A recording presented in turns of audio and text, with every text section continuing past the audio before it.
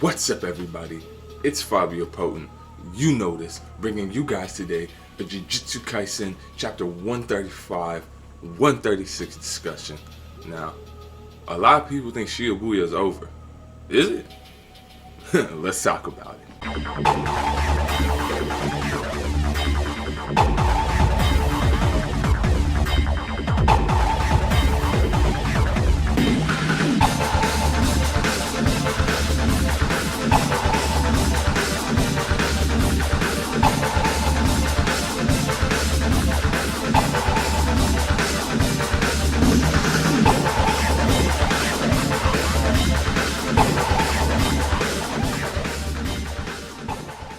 So overall, the past two chapters have been a lot, right?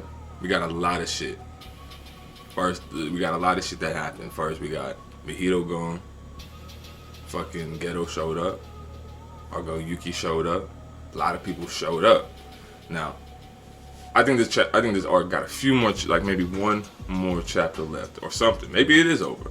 But let's talk about chapter 135 first. So, in the beginning of chapter 135 of Jujutsu Kaisen, we have Chozo thinking to himself, explaining that he can feel his brothers through his blood, and that death is the final and greatest transformation for all living things, and that he saw Yuji's death with his own eyes, and that Yuji must be his younger brother. Now, this shit is wild to me. I still haven't I don't know. I think people continue to make theories about if this is a domain expansion technique of Yuji's to the false manipulation of memories or whatever. I have no idea. Now, Panda says something interesting in this chapter. He says, Yuji, are you guys actually brothers or actually related? And Yuji's like, no, of course not. And then Panda says, Toto too, are you giving out freaky pheromones or something? Now, I think people are starting to put two and two together. We're definitely going to get an explanation soon, with probably not this arc, not at the end of this arc or anything, but in the next coming chapters, in the aftermath, when we dying down, I definitely see us getting the explanation for this, because it's just too crazy. It's too crazy. And OP broken, but man, we're gonna see. Now the action is crazy, bro. Fucking insane.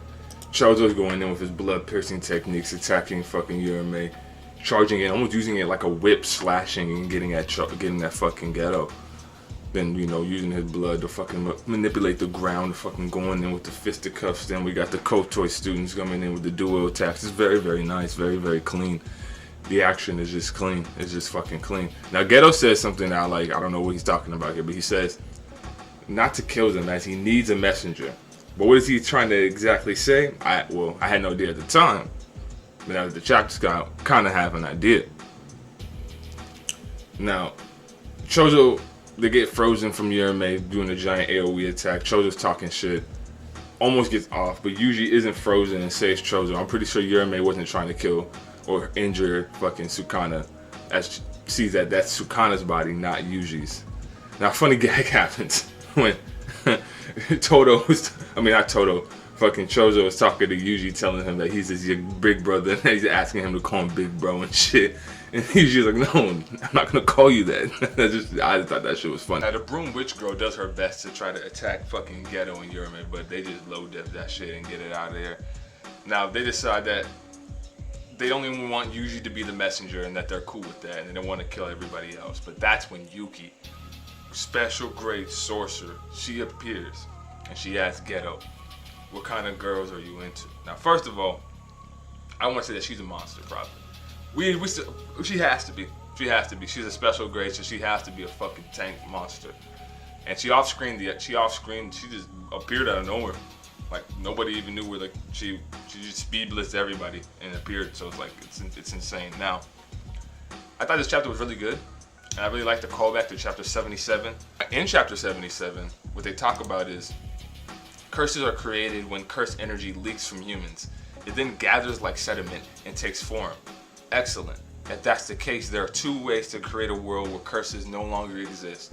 1, eradicate cursed energy from all of humanity. 2, teach humans how to control their cursed energy. Now, this is a really good chapter that really ties back to chapter 135. You should really go check it out and go read it.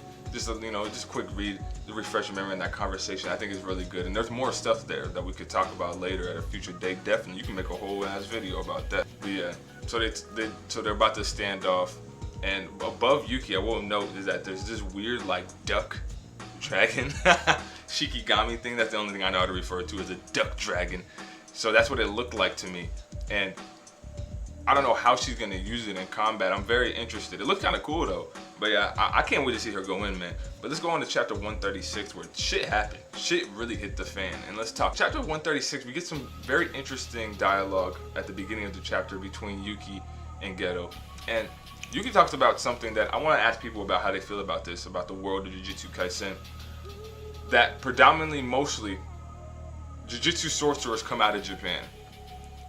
Compared to other countries overseas, it's very, very small that this happens. And I'm not gonna lie, I was very kind of disappointed about that. I just wanted the big ass world. I wanted to see the fucking Jujutsu sorcerers all over the world. What's the Russian squad looking like? Like what the Russian sorcerers got packing? You know what I mean? What the German sorcerers like. I was trying to see about that. I guess not, but maybe still, we might get like a few foreign other country sorcerers from here or there. But for the most part, I guess not.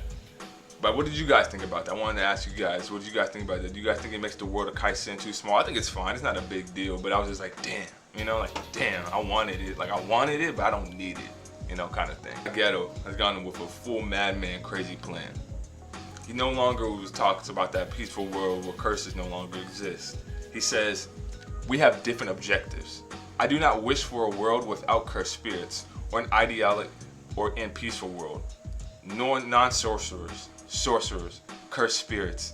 These are all possibilities of cursed energy in the form of human beings. And yet, there must be more to human potential. I try to bring that forth myself, but that doesn't work. What I can create does not exceed the bounds of my own potential. The answer is always flickering, darkly, in chaos. Do you understand? What I should have created was chaos that I could not even control. Now, I got full chaos route. You want full chaos route. He's gonna destroy the world. You want full SMT chaos route. I just don't even care. and he uses the idol transformation that he took from fucking Mahito. If we go to chapter or Revelation, he says that he cast an idol transfiguration on 2 types of non-sorcerers who had already been marked. And then we see Tsukimiki, I'll probably say that wrong, Tsumiki Fushiguro, aka our guy, Megumi Fushigoro's bigger sister. Now, she's been hyped up for a long time. Well, not really hyped up, just talked about laying in the background. And now she has all this power. She's basically a Yuji, as we get to find out. Geto talks about that he's basically let loose 1,000 malevolent Yuji Itadoris, who basically are vessels with cursed objects inside of them to run loose. And that some of them have been laying unconscious ever since they've been exposed to his energy, but they will awaken soon, just like Megumi's big sister. And I like what Yuki says here, because she has a retort back to his comment when he says, basically, I'm just gonna watch people just kill each other and shit like that, go crazy. She says, 1,000, that's not many. You underestimate human rationality. You think people will kill each other simply because they got power. But Geto has a retort. Everything has an order. I would not make such an oversight. Your questions are starting to like perspicacity or whatever. I can't say the word. He said something smart. I'm sorry. So, does that mean that everyone he's cursed he knows will become violent? I'm interested to see what this does, especially with Megumi's sister and who else is gonna awaken to these powers. And Yuki, she's already shown to be a hilarious character. Already has a gag with Yuji going. I already love the chemistry. I'm here for it. It looks excellent. It looks excellent. Where we have Geto saying his final speech, his final thoughts. Before that, Irime is poisoned by Chozo, so the ice is undone, so everybody's freed. And then we see Yukiko's badass duck Shikigami again. Her duck Shikigami that I know nothing about. It's probably not a duck dragon, but that's what it looks like to me. I don't know. If somebody knows exactly what it is or they know what it is, please tell me. But I am interested to see how she uses it to fight. It looks like she's getting it ready. She has it right near her. Geto says that he's still talking, and he gives his final speech, this fucking epic fucking villain. I had this all planned out. The cursed objects that I provided are what's left of sorcerers I painstakingly made vows with a millennium ago. However, I did not only enter into contracts with sorcerers, but those vows became known when I obtained this body. This is the world of the future. And then he lets all the cursed spirits out. They're all surrounded, like in the clip scene of Straight Out of Berserk. Everybody's surrounded, but they're gonna be good. They're gonna get out of here. It's okay.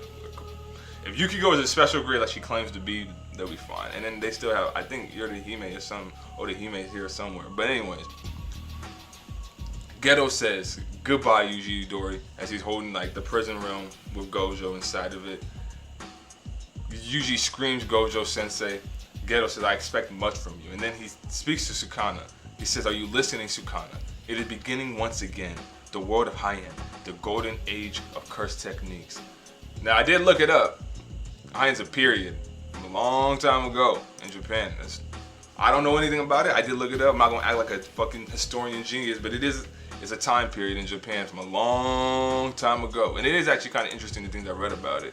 But I'm not gonna put too much, I'm not gonna say like I know a lot. I just read a little bit about it. But you should read on it too. It is kind of interesting how it kind of connects to this. But yeah, man. Where do we go from here? Where exactly do we go from here? What exactly happens? Because, man, Nobara's injured. She's not dead. I don't believe she's dead anymore. Megumi's hurt.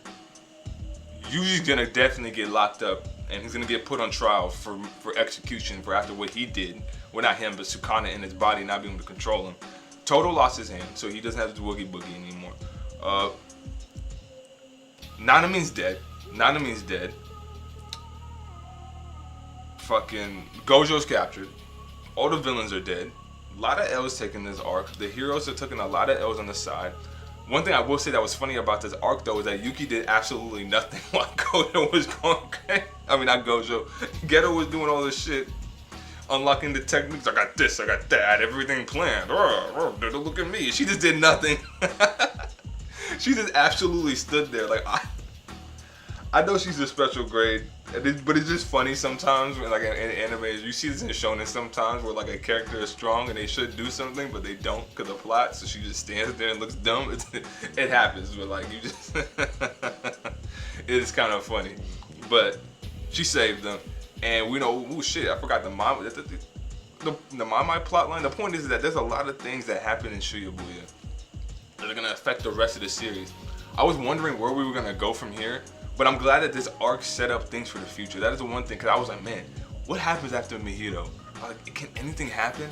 But I'm starting to see, okay, we have this kind of this arc where a bunch of vessels are about to be running around crazy, basically curses. Like usually, a whole bunch of these fiends running around, having a war, fighting for something. I can't wait for it. It's about to be crazy. Geto's a genius. He had everything planned out from the beginning. He always had that fucking mastermind, Mega Mind plan. And it was fucking genius how he did it. He executed it. Very cunning. He manipulated both sides. That's the one thing I did think that was cool. He manipulated the curses to his own end and the sorcerers, but he also wants to help Sukuna with something. I gotta know these two dudes, Lord. Nori Toshikamu. I gotta know what's his connection between him and Sukuna, because they clearly have some type of goal together, or they know each other from that long time ago. But yeah, man, where do you guys think we go from here, man, in Shibuya? What's the next step? I'm gonna need a baseball chapter or something to decompress, to relax from this pain of this arc. Where do we go from here? What happens to Gojo? What do you guys think? And how was Shibuya? I don't think it's over yet. I think we got a few more chapters, maybe not one, but a few more. Wrap up, they gotta escape, you know, they gotta do some shit. It's not over yet, but man, what an arc. And if it is over, oh shit. But yeah, man, where do we go from here? What happens to Gojo? What happens to Nobara? What happens to Megumi and his sister? What happens to Yuji? Is he gonna get executed? No, but he's gonna get locked up. Like, what's gonna happen?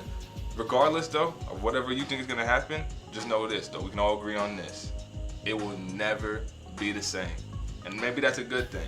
I can't wait to see where the series goes, but it will never be the same, man. It will never be the same. Not for me, at least. Not after seeing Nobara like that. It will never be the same for me. But anyways, make sure y'all like, comment, subscribe, down, all that good shit. I'm Fabio Potent, and I'll see y'all in the next one.